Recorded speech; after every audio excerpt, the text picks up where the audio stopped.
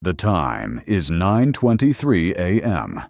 The South China Sea, 74 nautical miles northwest of Scarborough Shoal, at 22,000 feet above a stretch of water that Beijing calls sovereign airspace and that international aviation law calls international airspace, and that the argument between those two positions has never resolved, primarily because one of them is not supportable under any treaty the People's Republic of China has signed, and the other is the literal text of the Convention on International Civil Aviation, to which China is a signatory. The disagreement has not stopped China from contesting the airspace. It has not stopped the United States from flying through it. Both of these things have been true for years and will continue to be true for the foreseeable future, which is the kind of long-term strategic stalemate that produces, at the operational level, a recurring series of intercept events that each side logs differently and describes differently and draws different conclusions from.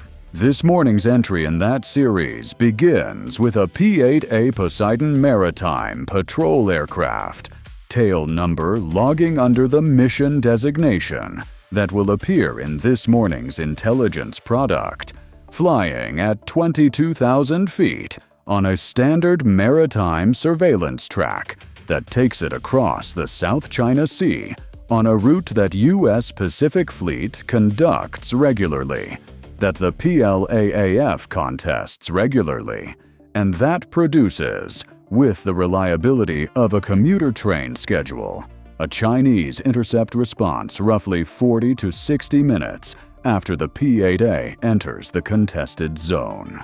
The P-8A crew knows the schedule. They have been flying this route, or routes closely similar to it, for enough deployments that the intercept event is part of the mission planning rather than a surprise to be managed. There are procedures for intercepts. There are radio scripts. There are defined response protocols for different categories of intercept behavior. The crew has the procedures memorized.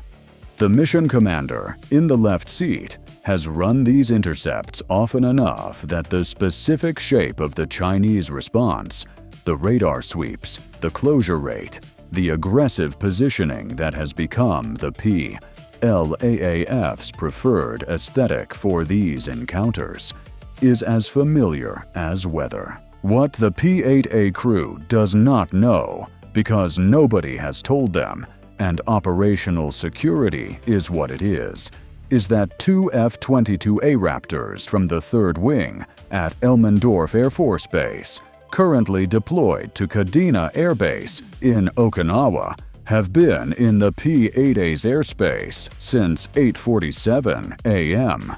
The F-22s are at 38,000 feet. They have been at 38,000 feet since they climbed out of Kadena's airspace, which was before the P-8A reached the contested zone. They are 16 nautical miles ahead of the P-8A, positioned on a track that will keep them between the P-8A and any intercept approach from the northwest, the direction from which Lingshui Air Base, home of PLAAF South Sea Fleet aviation assets, approaches. The F-22 does not emit. Its AN/APG-77 active electronically scanned array radar can operate in low probability of intercept modes that make it essentially invisible to the radar warning receivers carried by Chinese aircraft. Its radar cross-section, in the configurations that matter for this discussion, has been described in various public documents as approximately 0.0001 square meters, the size, roughly, of a marble. At 38,000 feet, 16 nautical miles ahead of a P-8A, two F-22s are present in the airspace in the same sense that a thought is present in a room. Completely real, completely invisible, completely capable of being consequential. The P-8A's crew does not know the F-22s are there. The J-16s that are about to launch from Lingshui do not know the F-22s are there. This is the setup.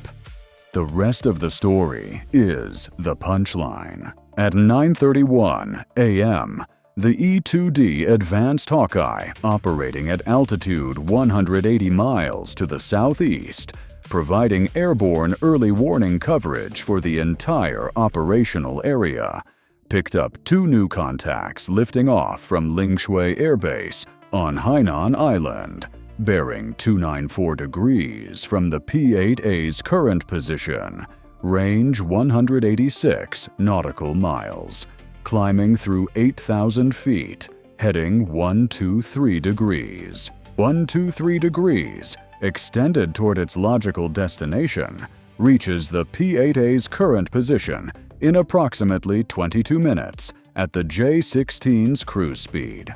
The E-2D updated its picture and distributed the contact data via Link 16. The F-22s received the update. They had been watching the J-16s since they taxied onto the Lingshui runway because the AN/APG-77 in low probability of intercept mode at 38,000 feet has a detection range against an Su-30 derivative airframe that makes "since they taxied" a technical statement rather than an exaggeration. The P-8A received the update via a different data link feed. The mission commander noted the inbound contacts, logged them, and made the specific professional adjustment that experienced P-8A crews make when an intercept is confirmed inbound. A mental shift from routine surveillance to managed intercept mode, the activation of additional recording systems, the confirmation that the aircraft's defensive systems are in their correct configuration. The P-8A continued its track. The mission does not change because an intercept is coming. The mission is the mission. The intercept is an expected variable. The J-16 deserves a proper introduction because this scenario requires accuracy rather than condescension. The J-16 is a twin-engine, multi-role fighter derived from the Su-30 MKK, itself a development of the Su-27 flanker family that has produced some of the most aerodynamically capable aircraft of the past 3 decades. The J-16 incorporates Chinese-developed avionics improvements over the Russian baseline, including an active electronically scanned array radar with genuine beyond-visual range engagement capability, a modern electronic warfare suite, and a weapon carriage capacity that allows it to carry a meaningful air-to-air and air-to-ground loadout simultaneously. At 186 nautical miles, with a J-16 pilot who is trained for exactly this intercept mission, the P-8A is inside what the PLAAF considers its operational response zone. The intercept is legitimate in the tactical sense that the Chinese pilots are flying capable aircraft and have been trained for this specific scenario. The aggressive positioning tactics that the PLAAF uses for these intercepts, tight passes, flare releases, unpredictable maneuvering close to the target aircraft, are genuinely dangerous and have produced incidents that have required careful diplomatic management. The J-16 is not a joke. The people flying it are not a joke. What is, in a specific and precise sense, functionally absurd about this morning is that the J-16 crews have been briefed to intercept a lone P-8A maritime patrol aircraft over the South China Sea. They have radar on the P-8A. They have the intercept geometry. They have the aggressive positioning doctrine that has made these encounters visible in news coverage around the world. They do not have situational awareness of two F-22A Raptors at 38,000 feet that have been tracking them since they left the runway. The cognitive asymmetry of the morning, one side knowing something the other does not know, and that knowledge being tactically decisive, is the entire structure of what follows. Here is where the vulnerability window arrives, and it arrives honestly. At 9:38 a.m., the P-8A's AN/APY-10 surveillance radar, which had been running a surface search pattern on the South China Sea below, completed a sector sweep and began its standard 30-second reconfiguration cycle for the next search pattern. During the reconfiguration cycle, the radar's active emissions paused and the aircraft's electronic signature changed briefly, a drop in active emissions that, if observed from a sufficiently close range by a sufficiently capable electronic warfare receiver, could provide a brief characterization window. At 9:38 a.m., the J-16s were at 94 nautical miles and closing. 94 nautical miles is not close. The reconfiguration cycle was not observable at that range with the J-16's electronic warfare suite. The vulnerability window was theoretical. But it was real in the sense that, for 30 seconds, the P-8A's electronic profile was different from its standard operating configuration. The mission commander noted it in the mission log, because P-8A crews log everything, and the reconfiguration timing was now in the tactical picture. The F-22s noted it too. Not because it changed their engagement calculus, it didn't, but because the F-22 crew's situational awareness is comprehensive and thorough, and a change in the P-8A's emission profile at 9:38 a.m. is the kind of thing that a F-22 pilot flying protective cover notes with the automatic thoroughness of a professional who annotates reality as a habit. The reconfiguration completed at 9:38 a.m. and 30 seconds. The P-8A's radar resumed its sweep pattern. The vulnerability window closed. The J-16s were at 87 nautical miles. At 9:44 a.m., the J-16 lead transmitted on the International Emergency Frequency, GUARD, in the well-practiced challenge that PLAAF intercept doctrine has standardized for these encounters.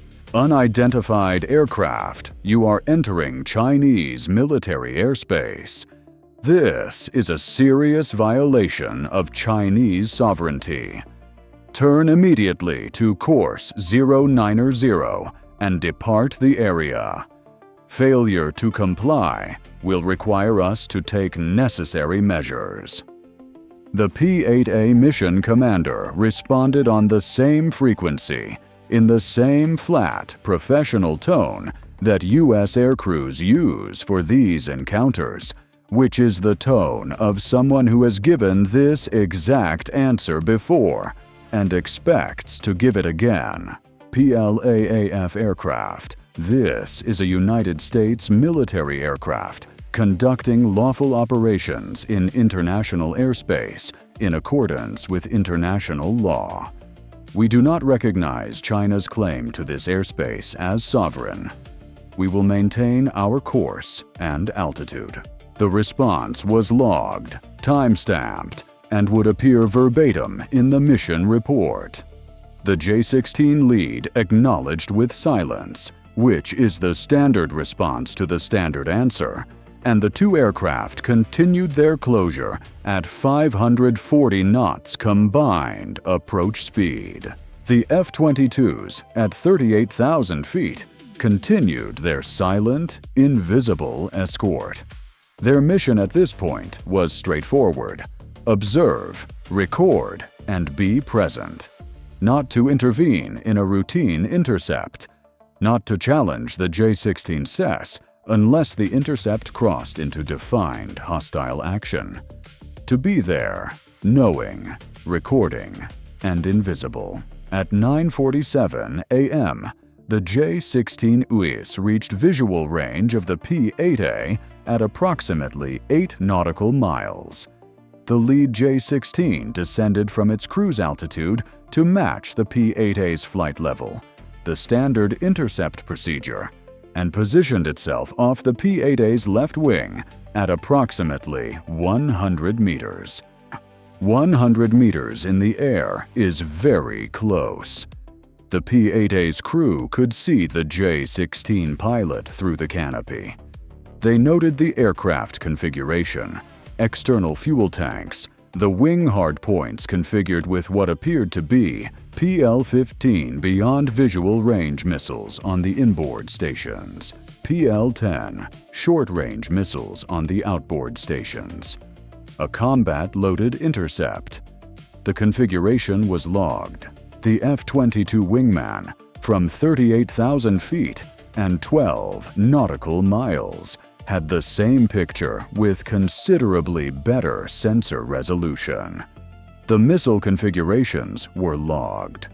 The J-16's radar mode, which had transitioned from search to close-range track, was characterized by the AN/APG-77's passive collection capability. The specific waveform, frequency, and scan parameters of the J-16's fire control radar in close approach mode were logged. This was collection at a range and quality that ground-based and distant airborne sensors cannot replicate.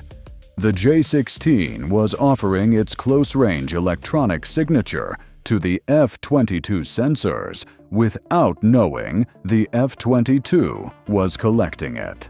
The lead J-16 held its 100-meter position for 40 seconds, then began the aggressive maneuvering that had become the PLAAF signature for these encounters, a pull to 30 degrees angle of bank to the left, crossing the P-8A's nose at a distance the mission commander later assessed as approximately 50 meters, then a pull to 30 degrees right and repositioning behind the P-8A's right wing. This maneuver is designed to communicate proximity, unpredictability, and the implicit suggestion that a J-16 pilot willing to maneuver this aggressively at 100 meters is a pilot willing to do other things as well.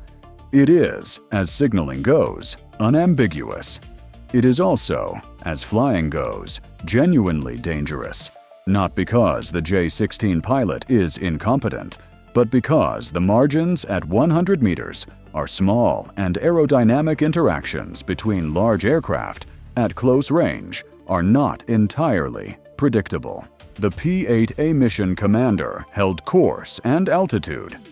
The procedure for aggressive intercepts is to hold course and altitude, log the behavior, and record everything. Deviating from course in response to an aggressive intercept is both tactically wrong and legally problematic. It removes the aircraft from the defensible position of conducting lawful operations and introduces a variable that complicates the incident report. The mission commander held course. At 9:49 a.m., the wingman J-16 released a salvo of flares, infrared flares, deployed in a pattern that scattered bright thermal sources across the P-8A's flight path. Not at the P-8A, technically, but in a position relative to the P-8A that placed the flare train across the nose and slightly below. The flares burned out in approximately 4 seconds. The flare release was logged. The specific flare pattern, the deployment altitude, and the timing relative to the approach geometry were all logged by the P-8A's defensive systems. The same flare deployment observed from 38,000 feet by the F-22 wingman sensors was logged with the additional context of the J-16's exact position, angle of bank, and speed at the moment of release. In the F-22 lead's cockpit, the tactical picture was complete and stable. Two J-16s making aggressive passes on a P-8A in international airspace. No weapons employment. No radar illumination of the P-8A in a targeting mode. Aggressive, but within the category of behavior that the intercept procedures classified as managed rather than hostile.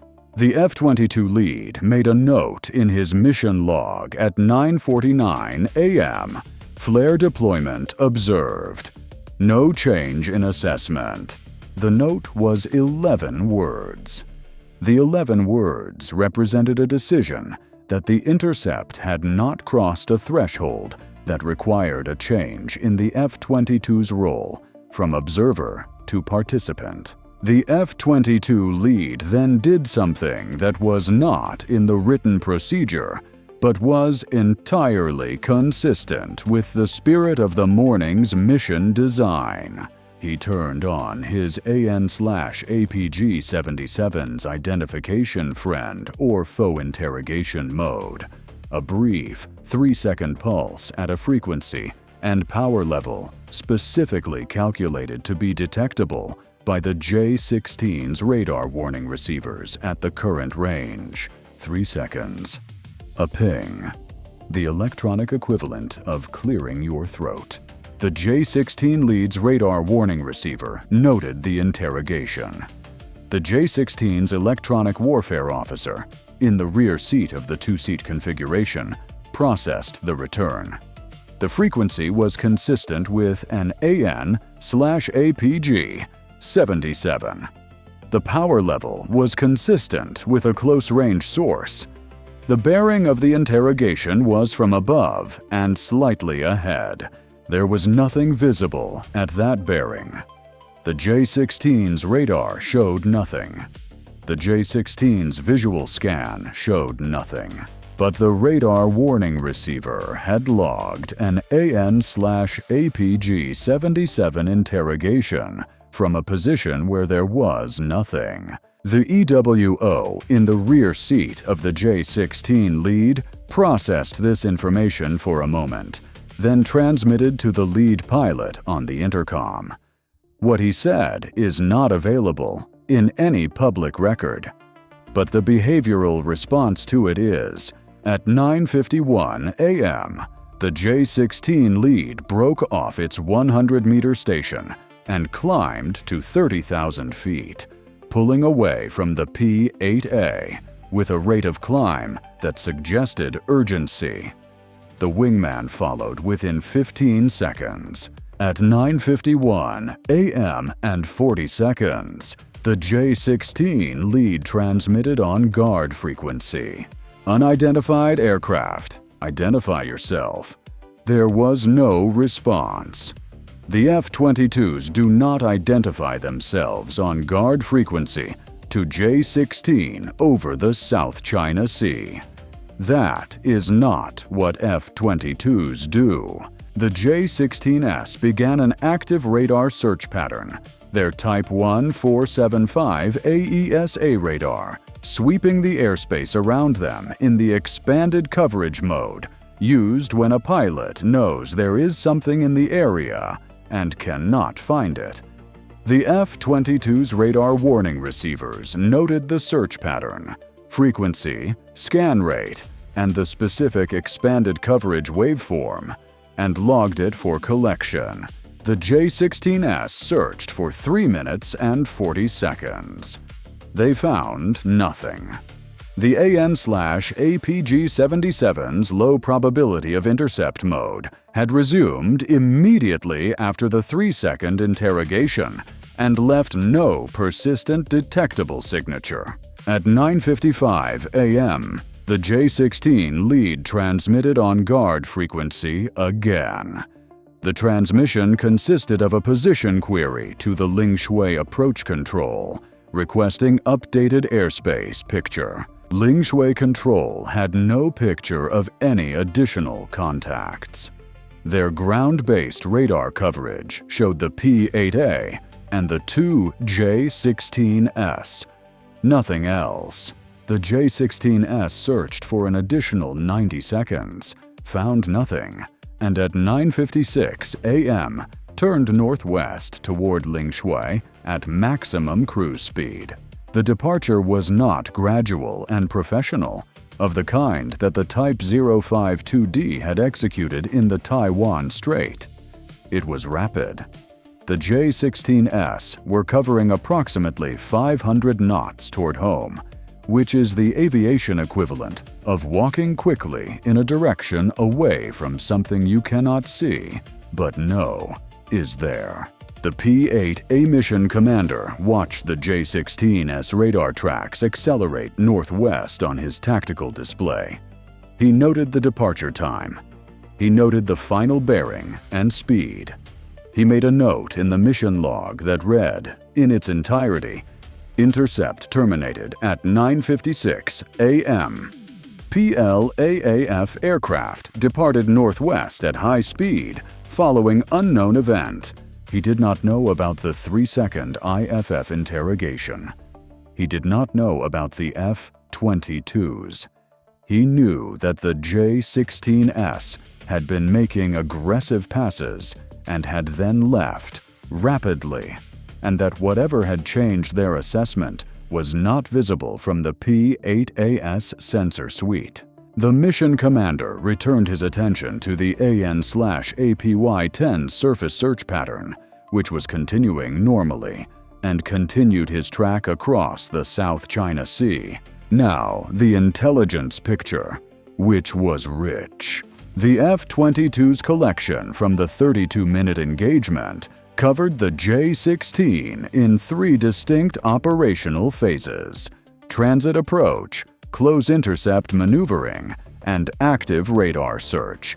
Each phase had produced collection that was unavailable from any other platform at any other range. The close intercept phase had produced a complete characterization of the J-16's fire control radar in close approach mode, the specific frequency, waveform, and scan parameters used when a J-16 pilot is maneuvering at 100 meters. This mode had been previously characterized from greater distances and with lower signal-to-noise ratios. The close-range characterization upgraded the library entry significantly. The flare deployment event had produced a full characterization of the J-16's infrared countermeasure systems, deployment pattern and timing, including the specific flare type, burn duration, and ejection geometry. This information was relevant to the design and programming of infrared-guided systems that might encounter this aircraft. The active radar search phase had produced the most analytically interesting collection. The J-16's response to the IFF interrogation, the shift from close intercept mode to active search mode, the expanded coverage waveform, the duration and pattern of the search, provided a behavioral characterization of how a J-16 crew responds to detecting an F-22's presence without being able to locate it. The 3-minute 40-second search duration, the specific scan geometry, the subsequent Lingshui query. All of this was behavioral data about PLAAF response protocols to IFF-22 detection events. There had not been many such events collected in controlled conditions. The behavioral profile from this engagement would inform future F-22 operations in the South China Sea in specific and actionable ways. The P-8A's own collection from the mission added the standard maritime surveillance product that was its primary purpose, plus the mission-specific additions from the Intercept, J-16 missile configuration documentation, the flare deployment log, and the audio record of the radio exchanges. The combined intelligence product was formatted and distributed to 7th Fleet, Pacific Air Forces, and the analytical elements whose distribution list does not appear in public documents. On the ground at Lingshui Air Base, the J-16 crews debriefed their mission. They had conducted the intercept. They had made the aggressive passes. They had deployed flares. They had received an AN/APG-77 interrogation from a source they could not locate. They had searched and found nothing. They had returned to base. The debrief would have focused on the unidentified source of the APG-77 interrogation. The conclusion would presumably have been the correct one, that an F-22 had been present, but the correct conclusion and having proof of the correct conclusion are different things. The J-16 crews had no recording of the F-22. They had no visual contact. They had no radar contact. They had a 3-second radar warning receiver hit, and the behavioral experience of searching for something that declined to be found. The report that went up the PLAAF chain of command described the intercept, the flare deployment, the warning transmissions, the departure. It also described the APG-77 interrogation and the failed search. That last element would be read with interest at every level of the reporting chain, because it confirmed operationally what the PLAAF already knew analytically. F-22s are present in the South China Sea operational area. They are invisible to the sensor suite that the J-16 carries, and their presence on a given mission cannot be confirmed or denied from the J-16 side of the engagement. Chinese state media covered the intercept at 2:15 p.m. The coverage described a successful PLAAF response to American provocation, with Chinese pilots bravely warning off the American surveillance aircraft. The aggressive passes were described as professional and restrained. The flare deployment was described as a standard warning measure. The P-8A's continued track through the area after the J-16s departed was not mentioned. The APG-77 interrogation was not mentioned. The 3-minute 40-second active radar search was not mentioned. The rapid high-speed departure from the intercept area was described in the coverage as the PLAAF mission having achieved its objectives, which is one way to characterize leaving an area at high speed.